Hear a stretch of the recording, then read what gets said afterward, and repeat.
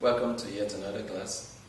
Today we shall be writing, and we won't just be embarking on anyhow writing, but we'll be doing what we call imaginative writing. And what does imaginative writing entails? It's just a writing that tries to bring into existence a picture which does not exist in reality, as though it actually exists. So you sit down, you try to picture what does not exist, and you try to give it the attributes of physical things and make it exist on paper. It could be a story that never really happened. It could just be fiction. Is that okay? Now, to do this, you will be going into a vivid description. You'll be creating a vivid atmosphere and setting. Now, the atmosphere refers to the environment within that story you want to write. And you're going to be creating a setting. The setting has to do with the time or the place or the environment within which you want to set that work. And then you're going to need make-believe characters. In other words, they are not real. But you're going to give them attributes that make them look as if they are real. And who are the characters? The persons who are going to function in that play. The persons who are going to play roles in the story you want to write. It could be a story, it could be a drama, but you're going to create those characters. Make people believe that they are real. You can give them human names. For example, Ngozi, even though you're not really talking about a particular Ngozi in existence. Then, the events in the story or whatever writing you're embarking on must also look real. The characters can be eating, they can be dressing, they can be performing as though it's a real life story you're writing, but you're just creating it.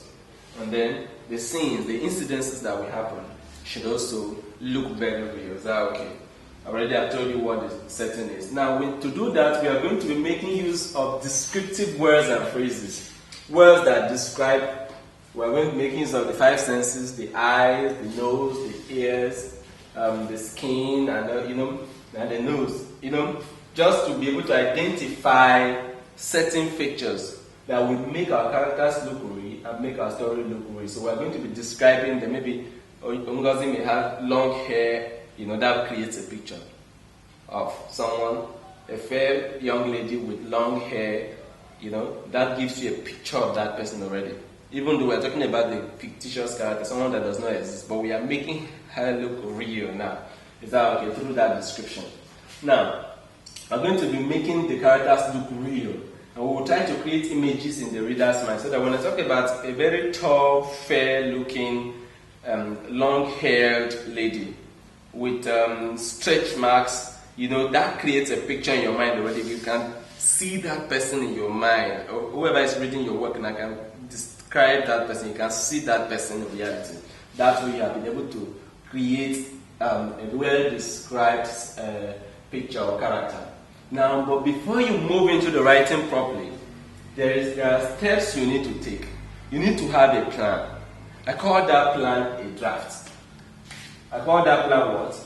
A draft. Before you proceed, you must make a draft. For example, if you were to write on an experience as a bully, some of you are really good at bullying.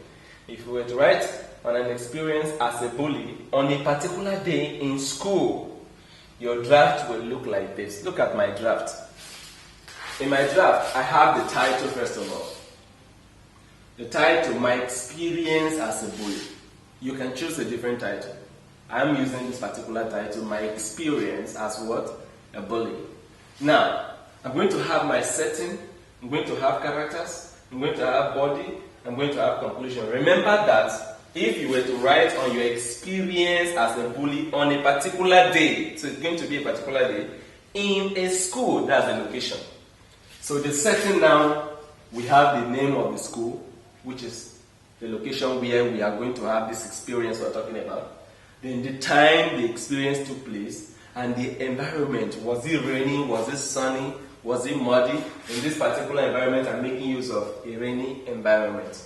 Now, the characters in the story are my teachers, junior staff, students. These are the people who are going to play the roles in what I want to write. Then, the body now proceeds. Now, what are some of the actions that happened and how did my experience come to play? We have students playing in the rain, and then you took the students' ball, and then you asked them to kneel in the rain. You slapped the stubborn chaff who was refusing to kneel down, and then in the process of slapping him, the student fainted. And when he fainted, Mr. Caleb caught you in the act of bullying, and then you were reported maybe to the director or to higher authorities, and you were suspended. Now, that was the incident. That was the experience you will never forget now. Now, what's our conclusion? A terrible day for you. Of course, that was a very terrible day for you. And you learned a hard lesson that day. And then what happened after the suspension? That can be a perfect conclusion for your composition. So you see my draft now. So when I want to write, all I need to do is pick up my title and write it down. And then I begin to, I don't need to write setting, discovery schools. No, I pick each of these items and make sentences with them and try to elaborate on them. This is just a skeleton. What do I call this? A skeleton, a draft. A draft is a skeleton that you are going to use to build your work around. So with this now, we can build a work on my experience as a bully. I hope you can now successfully do that for me. So as a work assignment, you're going to build this draft for me. This draft I've written. You will build it into a full-fledged story, capturing your experience as a bully. Is that okay? Develop this draft into a full-fledged story. Is that okay? Thank you very much. I hope you had a nice time today. See you in our next class.